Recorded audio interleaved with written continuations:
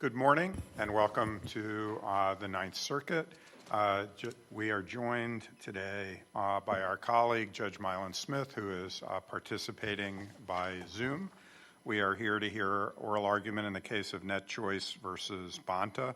The parties have 2 minutes aside. Judge Smith, can you hear me? I can. And counsel, if you could just say something, I just want to make sure Judge Smith can hear you as well. Good morning, Judge Smith. Good morning. I can hear you as well. Thank you. Super. So, counsel, whenever you're ready.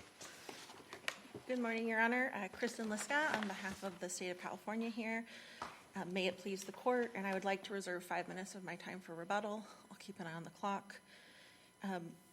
The California legislature passed the Age Appropriate Design Code Act to protect the privacy and safety of children online. Indeed, the enacting legislation expressly states that the legislature's intent in passing the law was to promote privacy protections for children. Such concerns for children's privacy and safety online are not unfounded. According to one estimate, advertising technology companies collect an average of 72 million data points about a child by age 13. As the record established below demonstrates, online companies' use and collection of data poses real risks of harm to children's privacy and safety. To effectuate its purpose of protecting children, the Act solely regulates those online services, products, or features that are likely to be accessed by children. The statute defines likely to be accessed by children to mean that it is reasonable to expect, based on a list of indicators, that children would access the online service, product, or feature. Counsel, since you're focusing on those indicators, I want to start off by giving my understanding of the state's view on something. As you know, CADCA's coverage definition refers to 6 separate indicators whether or not an online service is likely to be accessed by children. In your view, should the district court have assessed each indicator separately? I think with respect to the fact that this is a facial challenge, if we're looking at this in a facial way, I think that the question would be every application, which would require looking at each particular provision. Just to understand the full ways that this applies, to the extent that there's a problem with one specific one, that's more of an as-applied type of challenge, I would think. And so that would be the nature of how to look at this in that context. What I'm concerned about is this. The district court looked at it basically en blanc. As I look at it, the indicators, some are content-based, some are neutral.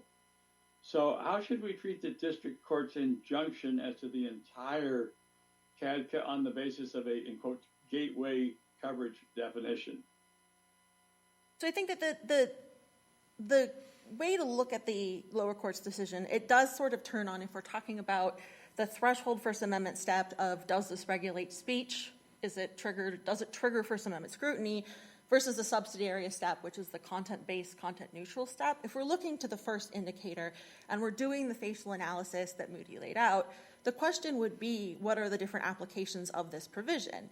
And several of those applications will turn, or a business would be subject to the statute for reasons that have nothing to do with their expressive activity.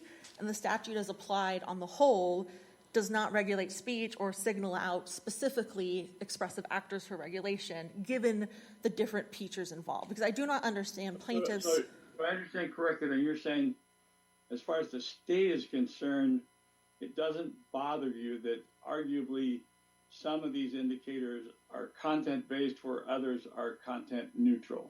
I think if plaintiffs wanted to challenge a specific prong, if they were to say this one aspect of this statute definition and enjoin just that one, we might focus analysis on a specific indicator. But plaintiffs are seeking to enjoin the full statute based on the entire definitional provision. That's my understanding of their argument. I'm sure my friend on the other side can weigh in on that. And if the goal is to enjoin the full definitional provision and the full statute, you would need to look at the whole aspects of what everything is doing rather than focus on one indicator. So, counsel, let me follow up on Judge Smith's question because I want to make sure I understand the state's position. Is the state's position with regard to the 6, A through F, is it that none of them regulate speech and that all are just content and that there's no First Amendment aspects essentially to any of them? Or is the state's position, well, they didn't make that argument, so we really don't have a specific answer to that question, or something else? So our position is that this definition as a whole, the whole definition of likely to be accessed by children, neither regulates speech itself, the definitional provision, as distinct from the rest of the statute, and that the whole definitional provision, all of the different indicators looked at together, do not signal out those in expressive activity, so it does not trigger First Amendment scrutiny. That would be distinct from asking if one indicator did, and the fact that one indicator did might be an argument that would suggest a proper injunction of that specific indicator, but that's not what the lower court did below, and that's where we think the error lies. And that's not what you take the plaintiffs to be arguing here, that for them, as it's framed, their facial challenge rises or falls on 31A, the overall piece. They haven't framed any challenge around the coverage indicators specifically, and so if we're forced to answer the question of whether the top line, likely to be accessed by children, is facially unconstitutional because it's content-based, our answer to that has to be no. That would be our understanding, correct. They have not asked this court to enjoin, say, specifically indicator E, which is the design element one. They've asked this court to enjoin, or they asked the lower court in the lower court's decision, enjoin the entire statute as a whole and the entire definitional provision as a whole, which we would say under Moody, especially in a facial challenge, necessitates looking at all of the pieces together and the entire definitional provision in its totality and asking at that threshold, does it regulate speech or signal out? But you'd concede that a facial challenge could lie against any of the particular coverage indicators if that's how plaintiffs wanted to frame it? I think that plaintiffs could bring a facial challenge specifically to one indicator if that's how they had wanted to frame it. And then how does it work? Just and again, I take it that the district court didn't reach this because the plaintiffs didn't frame it this way.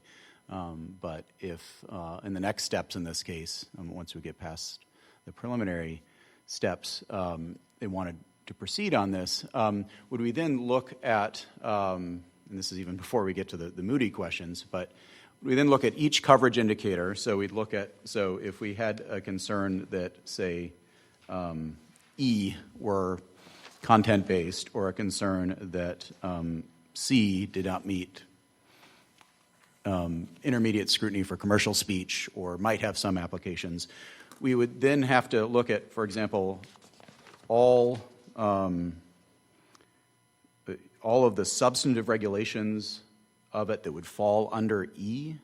So I would think that the way the Moody analysis would go, if they had followed through with this, would be to ask all of the applications of the definitional provision, how does that apply? I think the question is, what are they seeking to enjoin? If they're seeking to enjoin the entire substantive statute, then yes. I think with respect to performing a tailoring analysis, this court's decision in the other net choice case, the SB 976 case, and the way Moody does this analysis is that plaintiffs need to put forth a factual record so that this court can determine every application of the statute and whether or not those applications are constitutional or not. So if they were to enjoin the substantive regulations, this court would need to drill into how do those substantive regulations apply, to who do they apply, and which of those applications meet the proper tailoring level. But I guess coming at it then from the other end, there's the data use and dark patterns requirements ran into trouble on vagueness grounds. That's not a First Amendment challenge that would require us to sort out the Moody question. So from the bottom up, again, if we assume E is what we're trying to analyze for First Amendment purposes, and if we're a facial challenge, we have to do the Moody analysis of what its application is. What do we do with the fact if we, with a vagueness challenge to the underlying requirements that would be applied for uses that fall within coverage indicator E? So I think that the question is what specifically plaintiffs are seeking to enjoin. So I think that if we had a situation of we want to enjoin specifically E, we don't want the state to enforce indicator E, then this court would be asking questions about how does E apply, how does it meet intermediate scrutiny, the tailoring, strict scrutiny, whatever the level is. If the question is we want to enjoin the data use provision because that provision is vague, the question is the language of that provision itself vague. So I think we need to look to what it is that they wish to enjoin and ask how that particular provision meets the necessary test that is applied to it.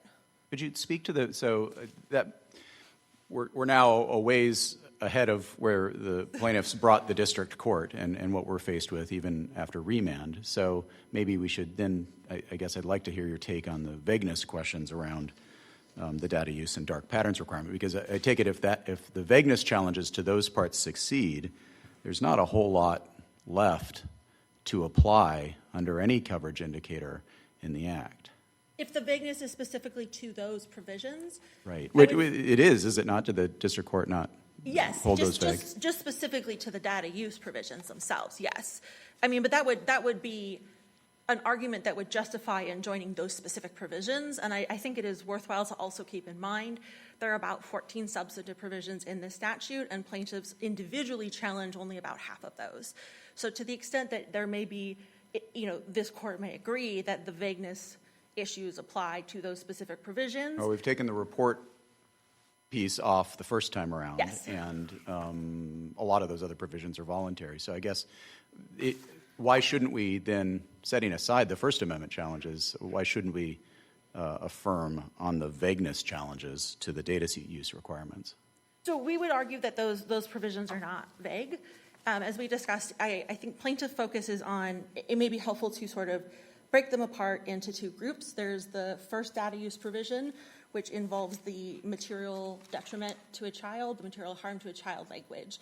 The other three data use provisions and the dark pattern specifically involve the best interest of the child language, and I think it's important to consider the vagueness of those separate phrases separately.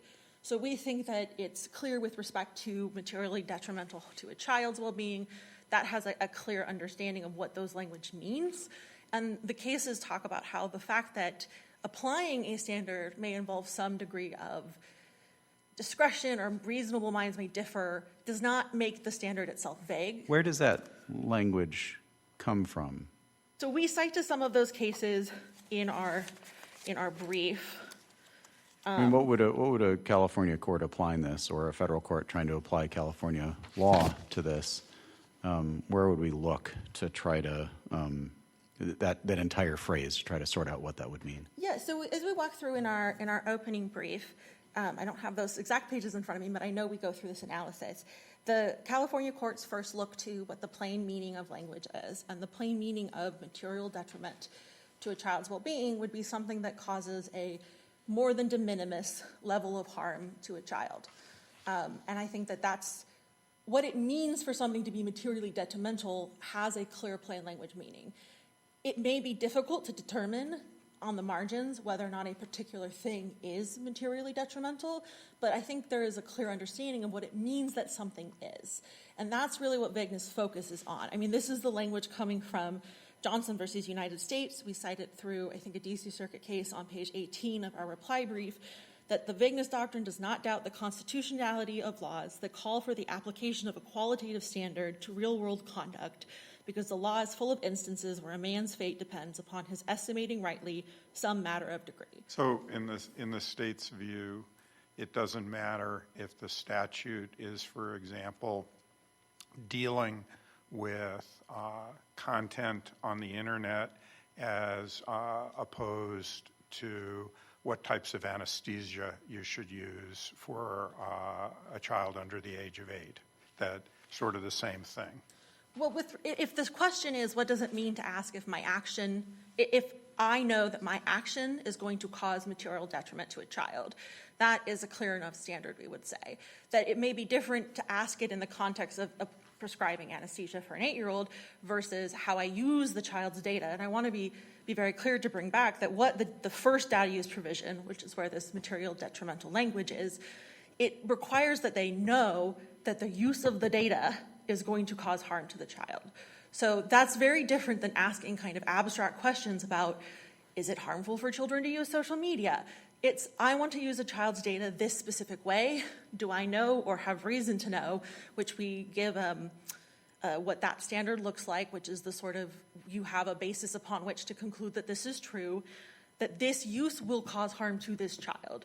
And if I don't know that, then the law doesn't apply. And if I do know that what I want to do with this data will cause material harm to a child, it seems entirely reasonable to tell companies, please don't do things that you know will cause material harm to children. It's not just a knowledge requirement, right? Is it a negligence requirement? Is it a recklessness No, requirement? Reason to know. How should we read It's that? reason to know, which Black's Law Dictionary defines, and this is on 18 to 19 of our reply, as a person possessing information from which a person of ordinary intelligence would infer the fact in question exists. So there's no duty of inquiry.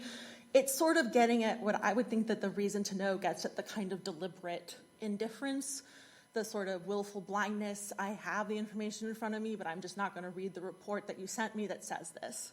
Well, or that if any reasonable person had that information, they would. Children are so different, though. You can have something that causes sleep loss or hurt feelings or so on in some families, and others, they think it's wonderful. Who's to judge all this? So again, I think that taking a step back, some things are going to be pretty clear. I think everyone would agree that if a child's facing substantial sleep loss, that's detrimental to that child's health and well-being.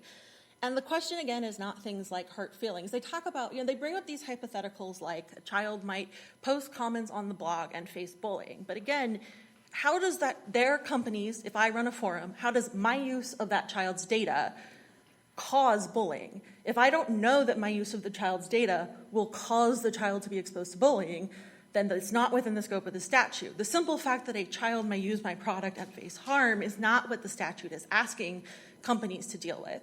It's if I use a child's data in a way that I know will cause that child harm, I cannot do that. Or have reason to know. Or have reason to know in the sense that I have information at hand that I should have used to conclude that there would be harm. But I don't have to go investigate. There's no duty of inquiry. I don't have to try and figure out if a child's harmed generally. I just have to ask, do I know or have reason to know that doing this will hurt a child? And it's pretty reasonable to say to companies, please don't do things that you know will hurt a child. Ms. Liska, I guess you've pointed to perhaps there are some analogies in California child welfare laws or anything, but is there like a tort case or anything you could point us to that encapsulates this principle? I presume that there might be instances in some jurisdictions where tort liability might lie against someone who knowingly injured a child or did something materially detrimental to their health. But is there an anchor that we could look to? Did the legislature have something in mind? So I think with the materially detrimental to a child's well-being, that's just the plain language of the statute, but I think it has plain common sense meaning. We cite dictionary definitions, I believe, in our opening brief. With respect to the other data use provisions and the dark patterns, which deal with the best interests of a child, that is a term of art that we've pulled, that I believe the legislature pulled from the family law standard, which asks simply whether or not something is in the child's best interest. And again, I think it's also worth remembering that with respect to the data use provisions, this best interest of the child part comes as part of an exception to the use. Is that ever done wholesale? As I understand it in family court, it's usually done with a particular child in particular circumstances. How are we supposed to apply that wholesale?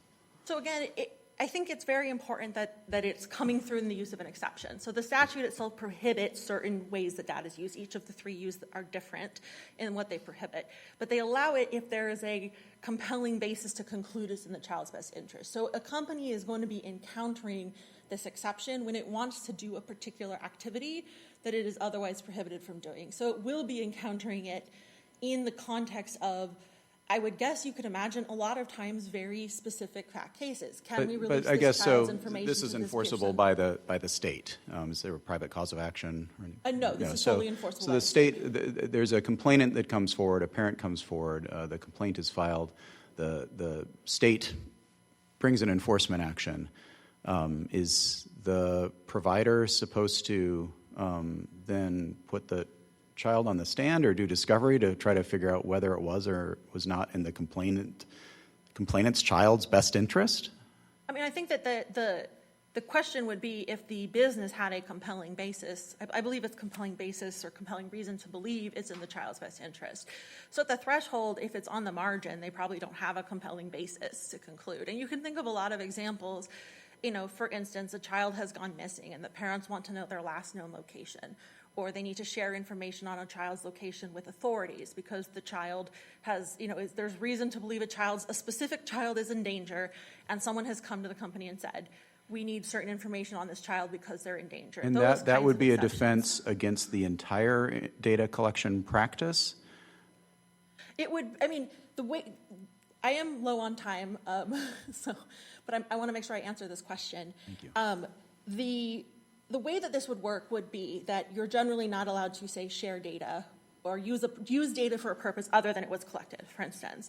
So I have collected this child's data for purposes of providing some kind of service, and I want to use it for another reason or give it to another person. I would then have to ask, is doing that with this particular child's data within the best interest of the child? So it's going to arise in a very fact-specific context rather than a sort of general practices context, which is why, again, I think that the fact that this is within an exception is important here when looking at the statute and determining if the statute as a whole puts a person on notice of what behavior is or isn't allowed. All right, thank you, counsel. And for your planning purposes, we'll give you a couple of minutes for rebuttal, even though you've used your time. Thank you, Your Honor.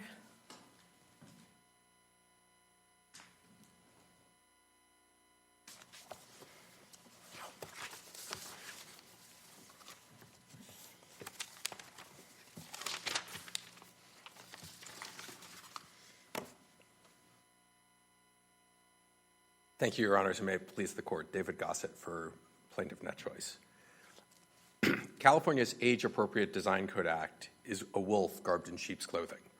While the state now defends it as a law merely about data management practices, this Court has already noted that it is really about the government instructing companies what content they can show to minors. The law cannot withstand First Amendment scrutiny, and Judge Freeman appropriately enjoined it. In so doing, she followed both this Court's instructions from the last time we were here and the mode of analysis the Supreme Court mandated in Moody. As the Court is well aware, we've raised numerous grounds to challenge the preliminary injunction. Given the discussion this morning, I plan, assuming the Court doesn't direct me elsewhere, to focus primarily on two of those, our coverage definition argument and severability, which has not come up yet. On our coverage definition argument, which the Court's obviously quite attuned to, there are a couple of major points that I think are important to flag. The first is that it is a unitary definition. It is not a divisible provision in the way that, for example, the dark patterns provision is different from the geolocation data provision. It is 6 different sort of factors six different, to use the statutory term, indicators that a provider or the state can look at to decide if any given service is covered. So I don't think they can be subdivided out. You have to look at all 6 of those to decide if any given service is, sorry, you're obviously about to ask my question. I haven't opened my mouth yet. So. But you were so clearly about to, so I'm going to let you, because I think my point, I'd made that first point. So how do we know?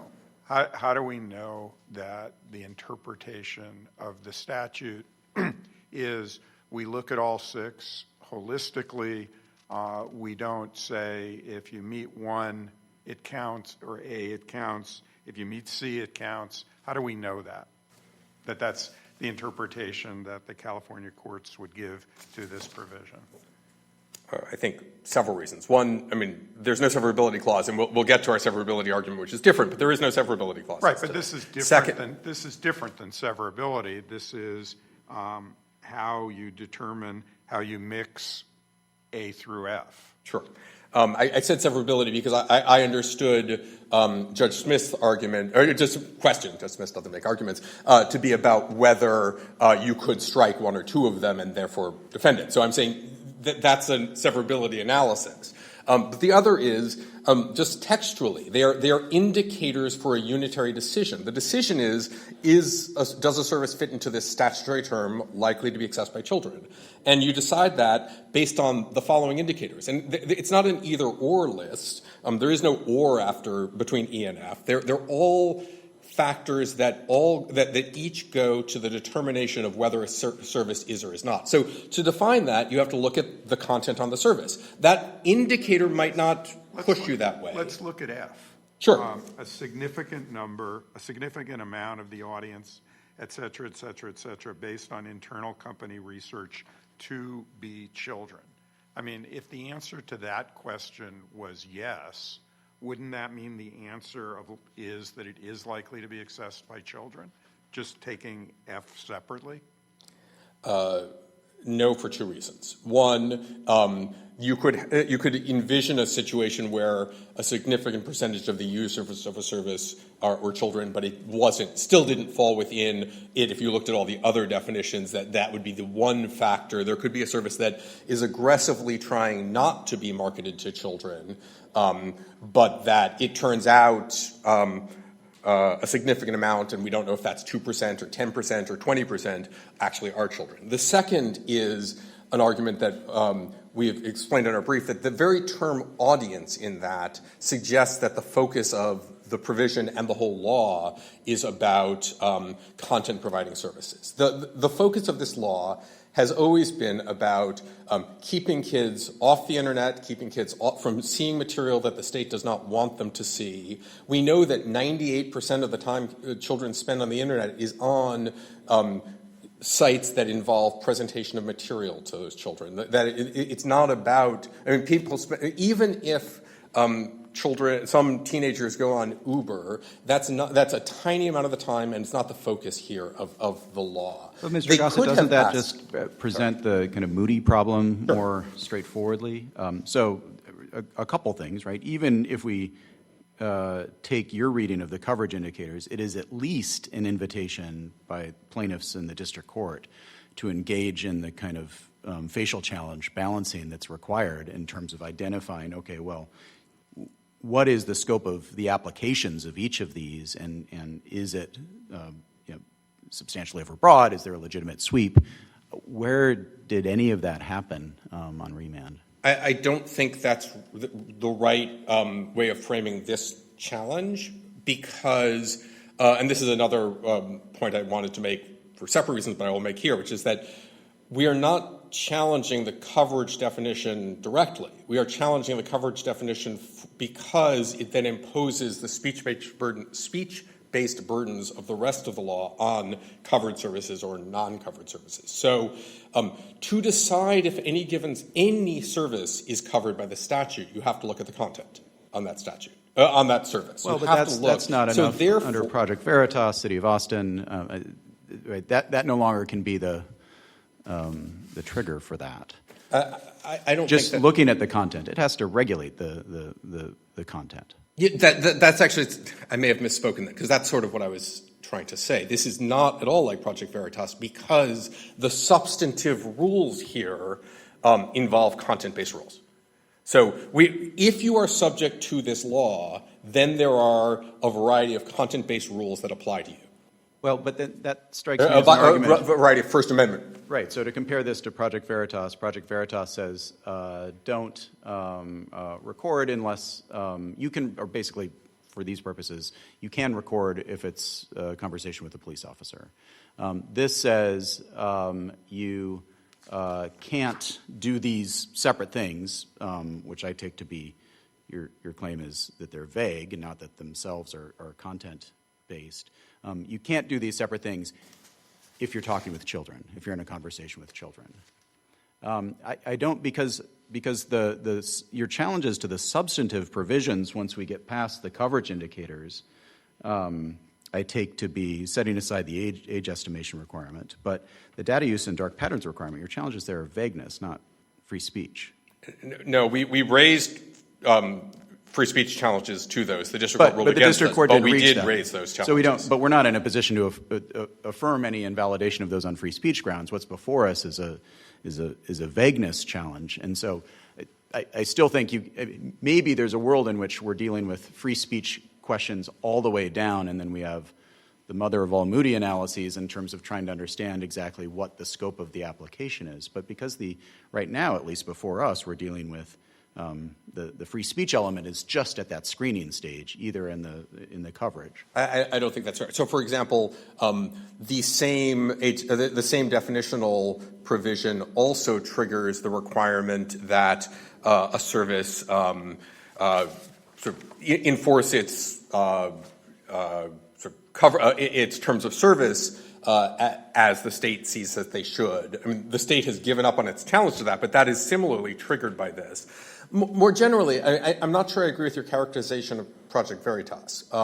In Project Veritas, it was still, so there was a distinction. The carve-out was for open recordings of conversations with police officers. You could still, you were still barred from doing closed recordings of conversations with police officers. So it's not content, there was not a content-based distinction because the law still barred some recordings with police officers. It was just a sort of a time, place, and manner when you could do so, which is very different from saying the burdens apply. But the interlocutor-based kind of threshold there is, I mean, that would be problematic under free speech doctrine either way, whether it was happening at the first or the second step with a police officer. I'm not sure I follow. Sorry. Well, I said okay, sure. I can go back to Project Veritas too. Can I guess, go to how I would explain how Project Austin, City of Austin, applies here, and how that is also shows why we're right in this circumstance. I mean, there are two very similar cases. There's City of Austin and Reed, both of which are about restrictions on signs. In City of Austin, you have to glance at the sign to decide, are you selling the product on location or off location? But there's nothing about the regulation of the actual sign. In Reed, you were allowed to put up certain kinds of signs with certain content and not allowed to put up other signs with other content. Here, similarly, the law here says if you're covered by this, you must enforce your sort of terms of service, and you have all these other rules that are again content-based distinctions. I think it is certainly the case that material detriment you must enforce your rules. Yeah.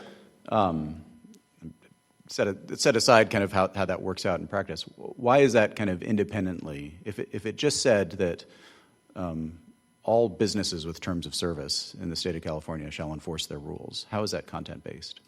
Well, our challenge to that, which was our sort of Moody analysis that the district court looked at and agreed with, we challenged that with respect to specifically terms of service on the presentation of material and whether or not a service was pulling down presenting material that was detrimental, harmful to children.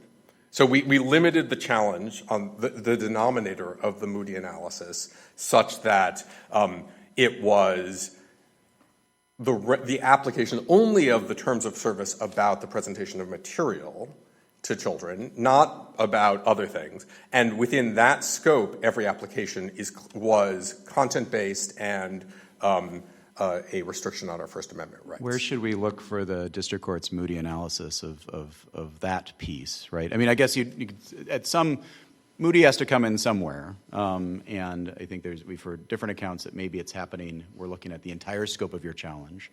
There's other cases that suggest that it's we should look at it for each provision that you've challenged. But now you've identified, so the terms of service for material, you're bringing a facial challenge to that scope of the terms of service provision as it's covered by the coverage indicators. How does Moody work there? How are we supposed to determine whether you win a total facial invalidation of that regime or not? Okay. Or is it an as applied? No, I think it is clearly a facial challenge. What the Supreme Court has said in, for example, the case about the Washington Private sort of Public Records Act is that you can apply, you can undertake the Moody analysis or the First Amendment analysis in a facial challenge with respect to the scope that is being challenged. So in that instance, the plaintiff challenged the Washington PRA only as it applied to citizen referendum. And the court, therefore, undertook the analysis within that scope only and used that as the denominator and looked at it there. In our case, we very carefully went through this and differentiated our different challenges. So, for example, the information use provision, the dark patterns provision, which, as you noted, the court struck down on vagueness grounds, but our First Amendment challenges to those were similarly facial challenges only with respect to the application as to the presentation of content to children. Adam, could you get me the last page of the complaint that has that limit? So I can. ER 568. ER 568. Thank you. Thank you, Kristen. So that's we defined it that way, and the court looked at it that way. Moody does not require that a First Amendment facial challenge must be analyzed on a provision-by-provision basis. That's clearly true on one level. I mean, you can't save a statute by adding an entirely unrelated statute to it. So that has to be right on the surface level.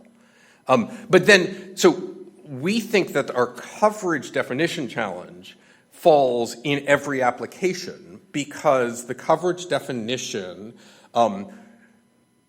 triggers burdens on speech. It triggers burdens. And it triggers burdens differentially based on speech. So it's like the Minnesota Star case, which was a tax on newsprint that only applied to certain speech. Right. I'm with you there. That to the extent that we're trying to any sort of regulation, entirely non-speech related substantive regulations that are triggered by coverage indicators that are speech-based would be speech-based.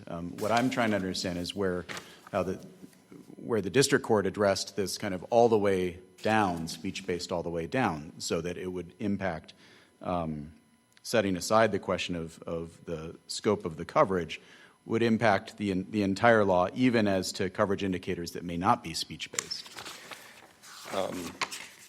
I don't. So.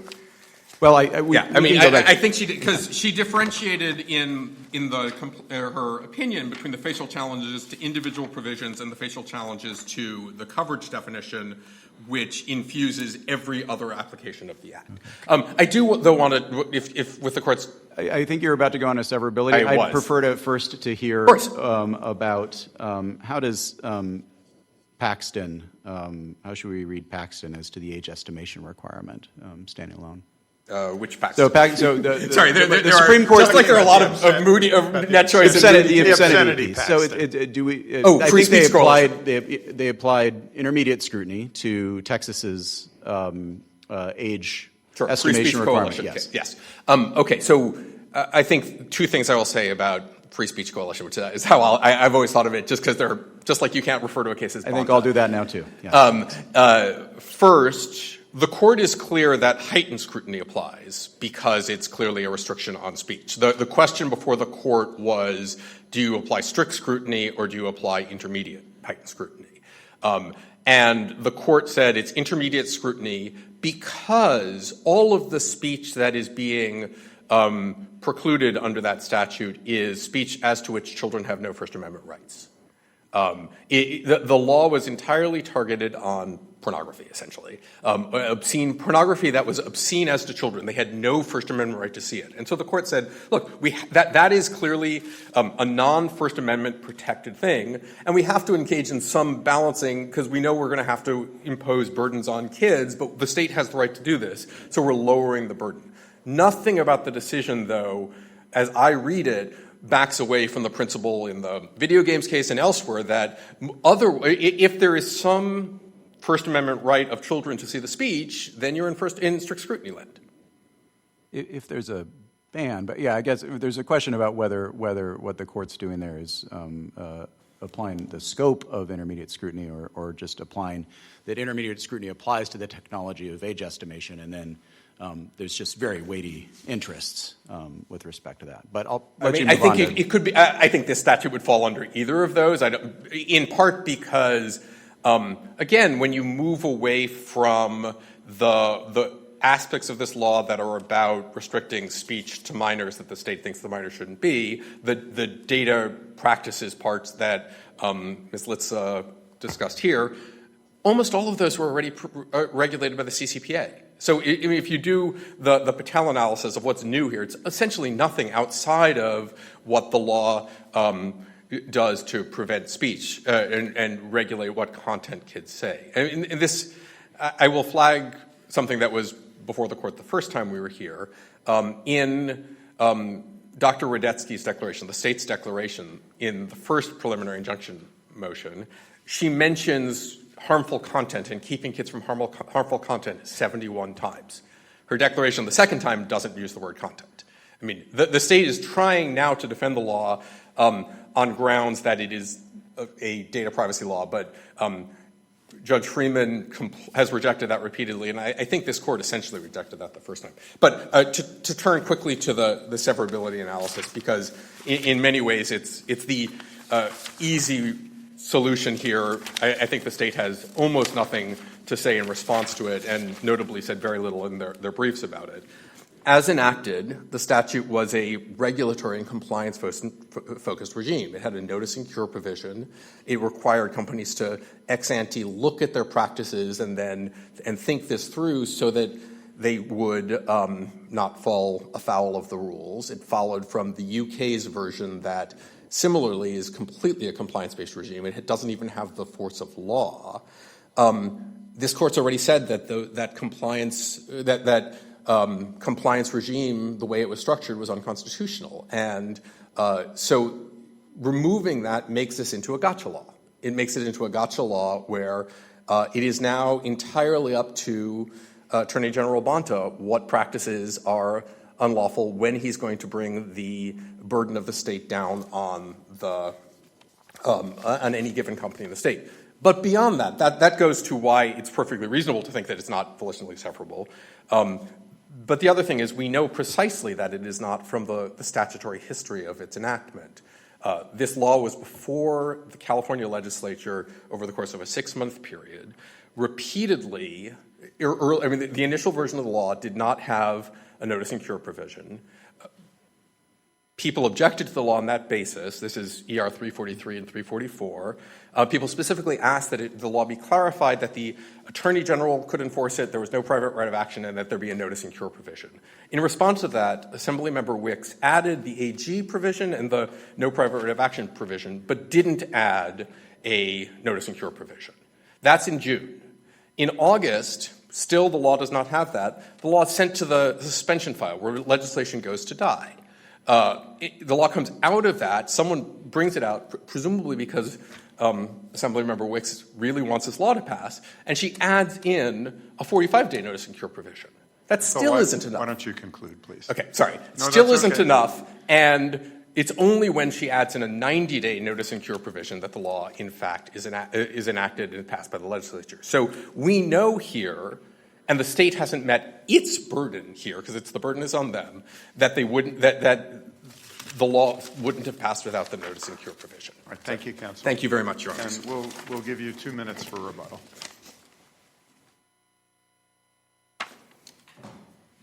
Who are you giving 2 minutes for rebuttal to? To the state. Oh, got it. Okay. I thought you were just giving it to the counsel who just argued. No, to me. That's all right. 2 quick points I'd like to make, and one slightly longer one if I have enough time. The first is with respect to this question about how to do the Moody analysis with the definitional provision, I think the question becomes, what are we saying is subject to the proper level of scrutiny? So if the argument is that the substantive regulations are subject to strict scrutiny, which is what the lower court said happens here, then the question becomes, do the substantive regulations meet strict scrutiny that requires the analysis of what's the compelling interest, the least restrictive means test? That's going to have to look at the Moody analysis of that question. So what are the applications of the substantive regulations? Which applications meet strict scrutiny? Which applications don't? Because it's the substantive regulations we say are subject to it. Second quick point on this age estimation question and Paxton.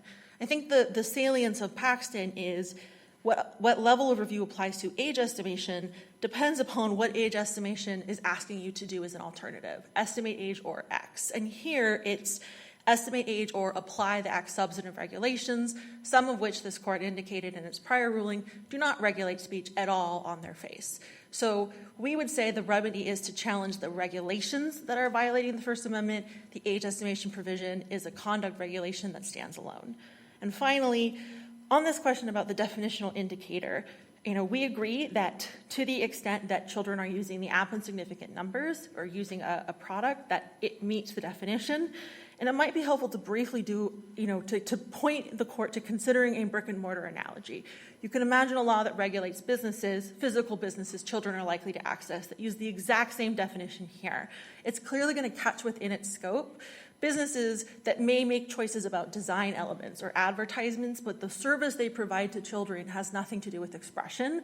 And it'll catch businesses that do have expression, like putting on movies or plays for children, but we're regulating them because children are in the space, not because of what they want to say to the children. Thank you, Your Honors. All right. We thank counsel for their argument. The case just argued is submitted, and with that, we are adjourned.